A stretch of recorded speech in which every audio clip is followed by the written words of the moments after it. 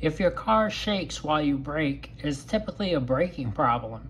If you feel the shaking in the steering wheel, it's usually the front brakes because the steering wheel is connected to the front wheels. If you feel the shaking in your seat, it's usually the rear brakes. The disc brake consists of a rotor which turns with the wheel, a caliper assembly which presses the brake pads into the rotor and slows it down. The caliper assembly has a piston which presses to the left in this diagram and presses the brake pad into the rotor, while the caliper itself moves to the right and presses the opposite brake pad against the rotor as well to slow it down. This is a cutaway view of the brake system. This is what brake pads look like. The front brake pad shows the surface of the friction material that rubs on the rotor, and the rear brake pad shows the part where the piston or the caliper presses against. The braking system can have a solid rotor or a vented rotor. Solid rotors are in the rear of the vehicles, while vented rotors are in the front. The vented rotors dissipate heat more quickly using fins between two solid surfaces. There are two reasons for braking vibration: disc thickness variation and lateral runout. Disc thickness variation can be caused by brake pad material fusing to the rotor, while the lateral runout occurs when the fins of a vented rotor rust. This reduces the rotor cooling and the rotor gets so hot that it warps. This is a dial indicator. It has a magnetic base that you can turn on and off, and some repositionable arms, and the dial indicator itself. The dial indicator measures the amount of movement of the plunger. Each tick mark on the dial indicator indicates a movement of 0.001 inches, or 1/1000th of an inch. We can use this dial indicator to measure the runout on the rotors. Use a screwdriver in this slot here to pry the cover off. It's just held in place by a spring. The lug nuts need a 19mm socket.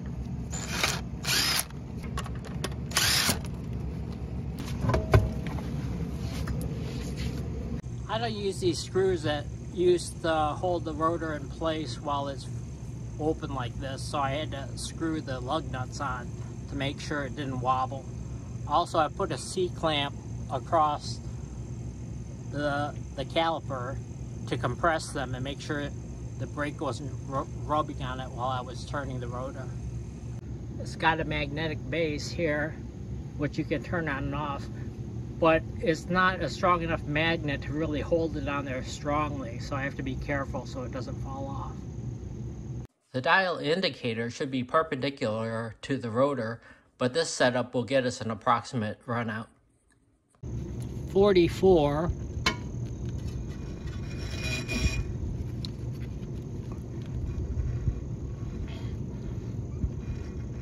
to 65.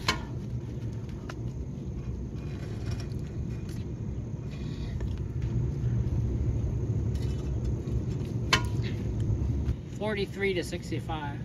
22 thousandths. That's too much. Chilton's manual says we have a maximum runout of 2 thousandths and a target runout of 0 thousandths. First, we'll take off the caliper guide pin bolts here and here. And then we'll take off the caliper bracket bolts, which are here and here.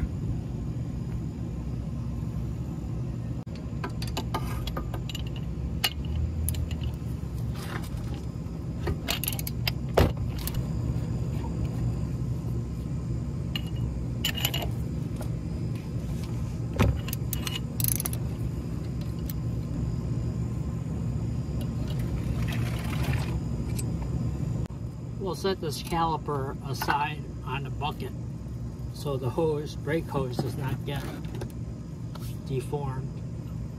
There's the brake caliper on this bucket to prevent the brake hose from getting twisted or stretching. You can see the brake pad has a lot of material left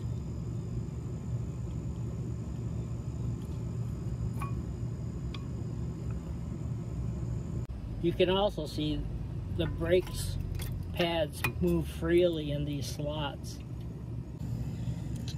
These guide pin bolts don't move freely, so we're going to take them out and re-grease them.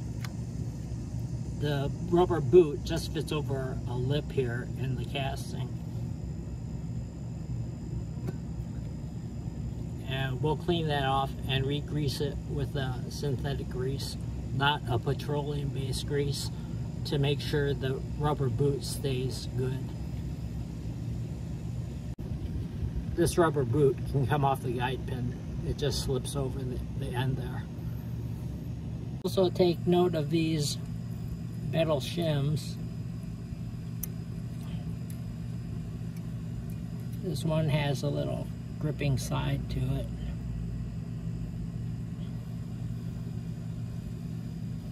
This one goes back into the casing. These are 15mm sockets.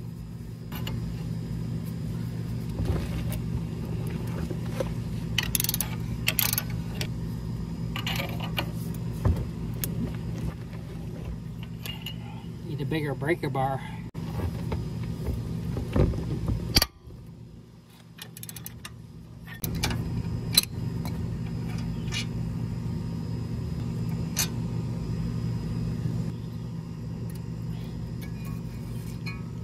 This comes right off the bracket, caliper bracket. The spring here comes around on the inside, hooks into place.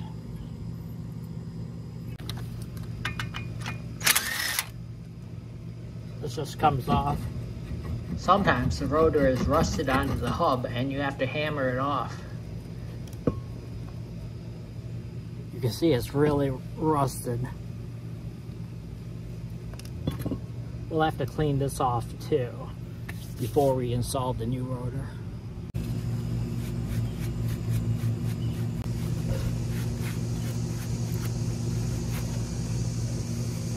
You want to clean up this piston of any debris before we push it back into the housing.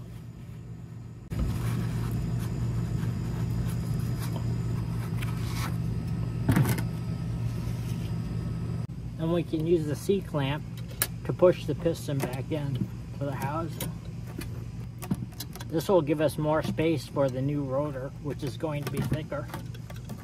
And clean up this surface with the wire brush and get rid of the rust that's occurred. So work on cleaning this part.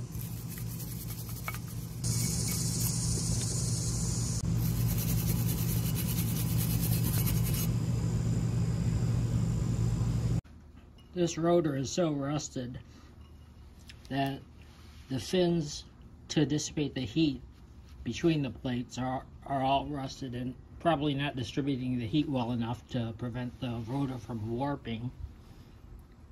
This rotor is 0.975 inches. This is a micrometer. A brand new rotor is 0.989 inches. In other words, the old rotor is a long way from being worn out. I measure these brake pads around this area here, avoiding the shim. This picture shows how much brake pad wear you can have before you have to replace them. 0.509 inches on the passenger side. 0.533 on the passenger side as well. 0.529 inches on the driver's side. 0.461 for the driver's side as well. You can see some thickness variation in this one, with the other side being 0.528 inches. All of the brake pads show moderate wear. However, the driver's side brake pad number 2 shows uneven wear. This can be caused by a guide pin not moving freely. These are the old parts. These brake pad wires are corroded, so I wanted to replace them. These rubber sleeves, I think they might have been a bit swollen because when I tried to put them back in, they had a tendency to be pushed out from their position. These are a bit rusted.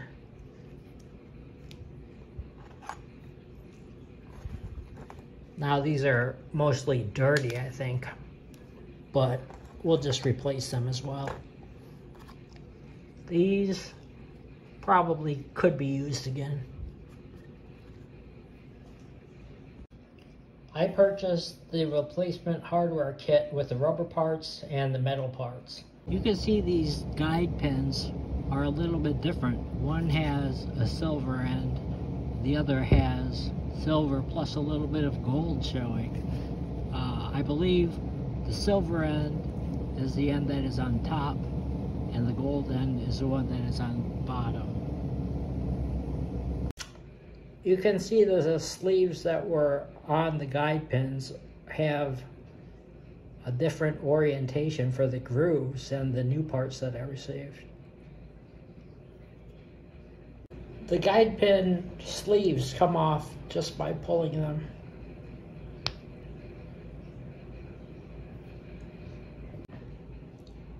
These two guide pins are different. This has a gold band on it, while this one does not. This one has some flats machined into the circumference,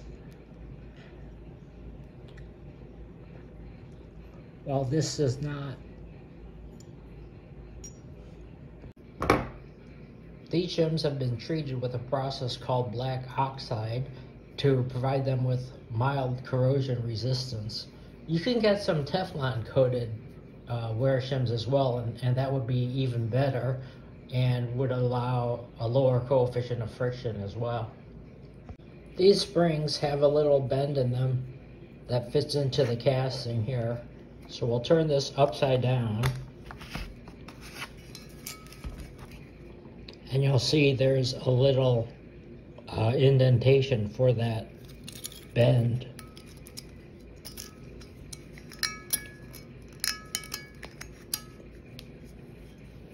Fit in like that.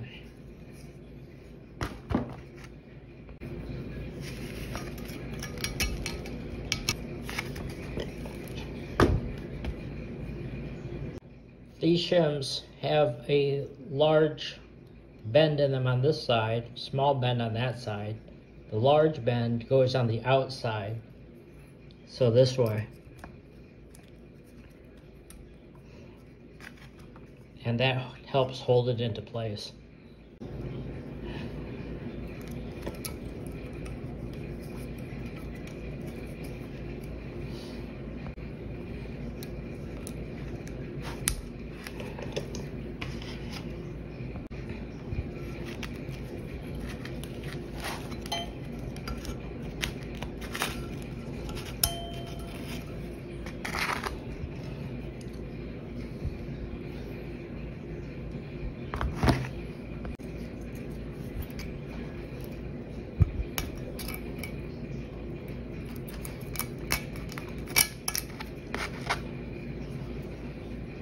There are 3 locations on the wheel hub that we need to put anti-seize on.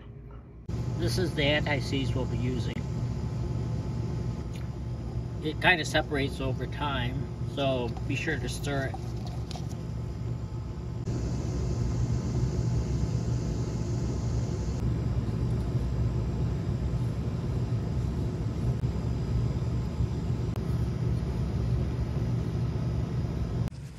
Then you want to clean your rotor with some brake clean. It has a mild film on here to prevent it from rusting.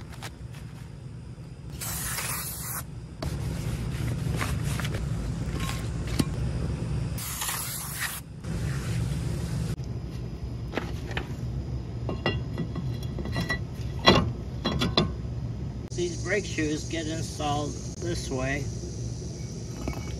in between these 2 spring parts.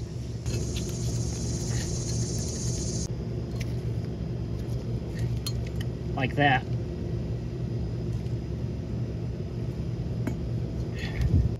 Now we want to put some synthetic grease wherever the brake pad is touching wherever there's moving parts.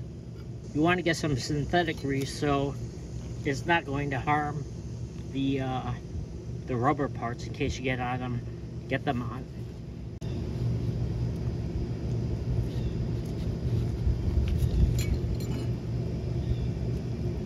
This looks like it's separated a little bit, so I'm going to mix it up just by squeezing the tube.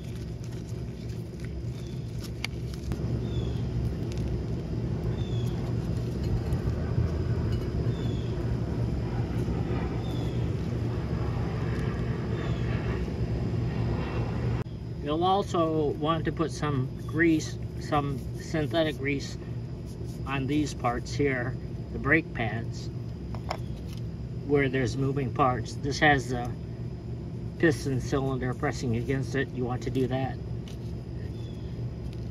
This one has 2 ears on it. We want to check the runout again on this new rotor. So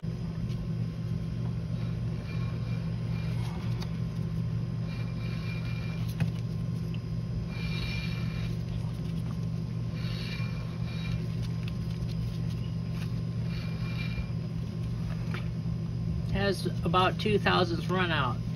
Their target is really 0 thousandths run out and up to 2 thousandths. This brake bracket goes on the inside here.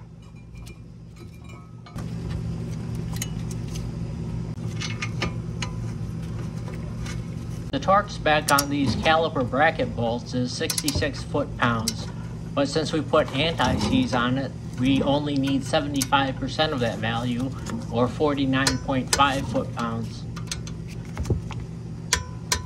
None of your clips fell off. I'm going to put a little bit of grease on the backside to help hold it in place.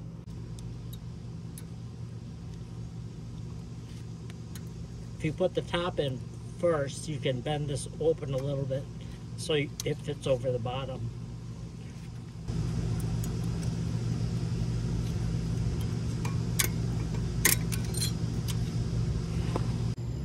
Don't forget to grease the pads.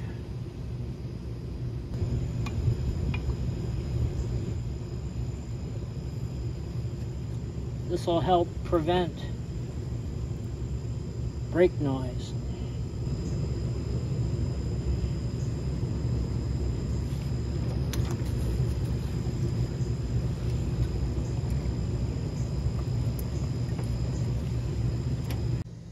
Now we want to put these rubber sleeves on these guide pins.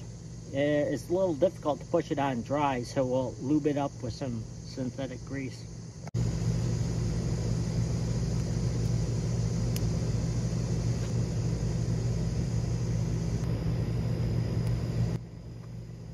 It looks like they're a little shorter than the original ones. The original ones went the entire length of the smaller diameter.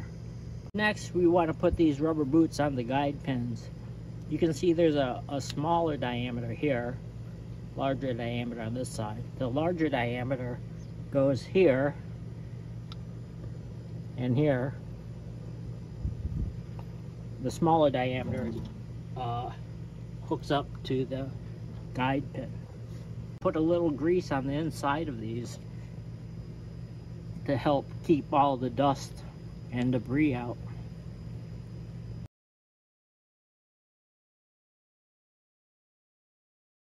Usually these rubber boots slip right on over the lip on the casting. However, this time I need to help it with a screwdriver.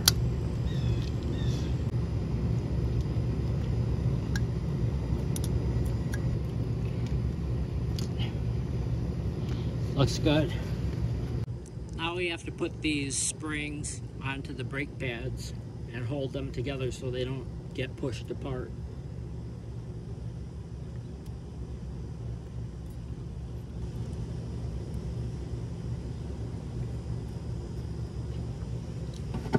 And then while holding it, put the caliper into place.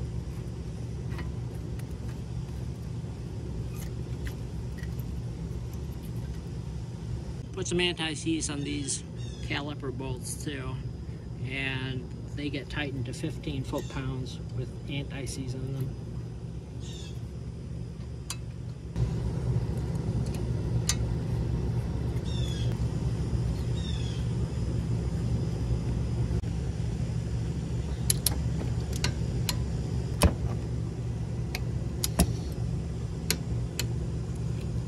You can see this whole caliper can move now, where before it was very hard to move.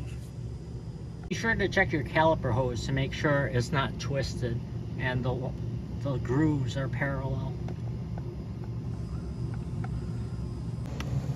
The final step is to pump the brakes until you feel some firm pressure. This will cause the brake pads to close in on the rotors.